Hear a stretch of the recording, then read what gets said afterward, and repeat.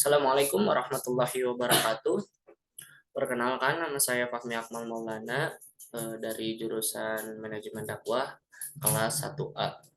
Kali ini izinkan saya mempresentasikan tugas PPT saya, mata kuliah Metodologi Islam, dosen Bapak Herman, yaitu tentang dunia Islam sebagai objek Islam Timur dan Barat.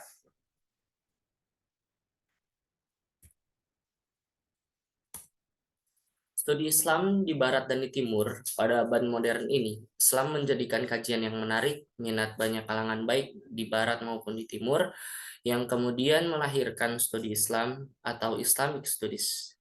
Islam tidak lagi hanya dipahami dalam pengertian normatif atau doktriner, tetapi telah menjadi fenomena yang kompleks dari sistem budaya, peradaban, komunitas, politik, dan ekonomi. Mendekati Islam tidak lagi mungkin hanya dari satu aspek, karenanya dibutuhkan metode dan pendekatan interdisipliner dari ilmu-ilmu sosial lain-lainnya. Studi Islam di Barat. Studi Islam di Barat, kajian Barat terhadap Islam memunculkan Orientalisme, yaitu kajian tentang ketimuran. Kajian awal Orientalisme yang diselenggarakan perguruan tinggi di Barat memandang umat Islam sebagai bangsa primitif. Yang pertama yaitu diantaranya kajian difokuskan pada Al-Quran dan pribadi Nabi Muhammad SAW secara ilmiah yang hasilnya menyudutkan ajaran dan umat Islam.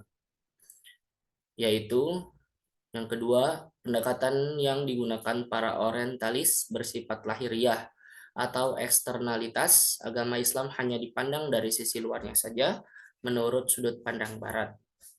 Lalu yang ketiga, pada masa selanjutnya muncul karya-karya mengoreksi dan mengkonstruksi kajian orientalis lama karena adanya anomali atau ketidaktepatan dalam studi Islam. Tokohnya antara lain yaitu Louis Mason, W. Montgomery Watts, dan Will Ferry. Studi Islam di Arab dan di Barat. Ada sementara orang berasumsi bahwa studi Islam di dunia Arab kaya dengan materi tetapi lemah di bidang metodologi.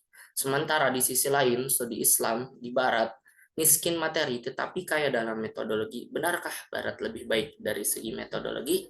Kalau secara materi, itu sudah dapat dilupakan, di dunia Arab lebih baik di Barat.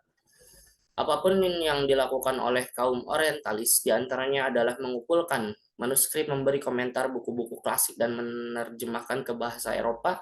Di antara karya yang bernilai tinggi adalah ensiklopedia hadis, Al-Majmu'ah Al-Munhasyarah, Al-Ahfaz Al-Hadis, dan sejarah sastra Arab, Tarik Al-Adab Al-Arabi, karya Karl Berkman.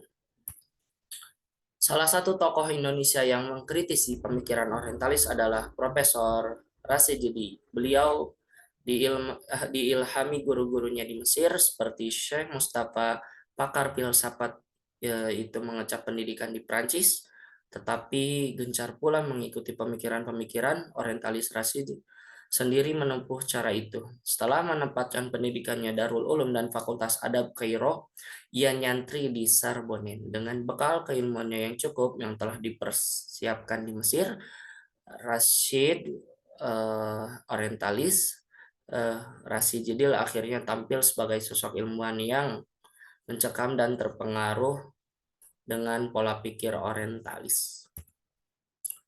Orientalis dan oksidentalisme. Kajian Barat terhadap Islam memunculkan orientalis, yaitu kajian tentang ketimuran. Istilah oksidentalisme dipopulerkan oleh Dr. Hasan Hanafi, seorang pemikir dari Mesir dan juga penulis Al-Yashar Al-Islami. Islami kiri. Oksidentalisme adalah kebalikan atau antonim dari istilah orientalis, suatu kajian komparatif dengan mencakup dan merangkum semua aspek kehidupan masyarakat Timur.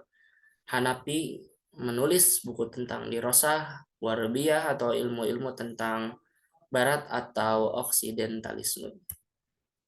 yaitu diantaranya yang disebut timur merupakan kawasan luas termasuk timur jauh seperti Jepang dan Cina, timur dekat dan timur tengah. Asia terletak di antaranya kedua seperti negara-negara Arab. Lalu pengertian secara umum oksidentalisme adalah kajian kebaratan atau kajian komprehensif dengan meneliti dan merangkum semua aspek kehidupan masyarakat barat. Dalam oksidentalisme, posisi subjek objek menjadi terbalik. Timur subjek mengkaji dan barat sebuah objek kajian. Yang oksidentalisme adalah antonim dari orientalisme, tapi di sini ada perbedaan yang memiliki tujuan hegemoni dan dominasi sebagai orientalis, tetapi merebut kembali ego timur yang telah dibentuk oleh dan direbut oleh barat. Studi Islam di barat yaitu diantaranya, saya rangkum kembali, yaitu di Chicago University, di Amerika, di UCLA, lalu ada di London, di Kanada, di Universitas Teheran, di Universitas Damaskus atau Syria, di Al-Riyah University, India, di Al-Jami'ah Millia Islamiyah, New Delhi. Lalu di Universitas Islam Internasional Malaysia dan Universitas Al-Azhar Mesir.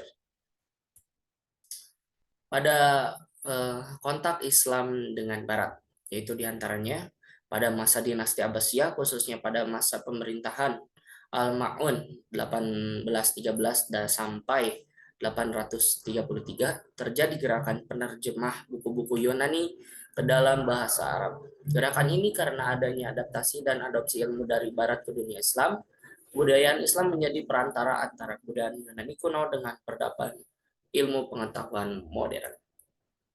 Itu ada dinasti Umayyah di timur, menjabat dari tahun 756 Masehi sampai 1031 Masehi yang berpusat di Cordoba atau Spanyol.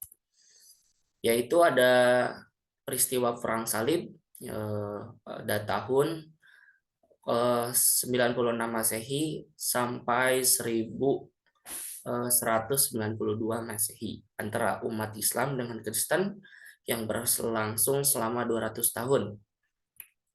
Lalu ada abad ke-16 sampai pertengahan abad 19 merupakan fase kolonialisme Barat.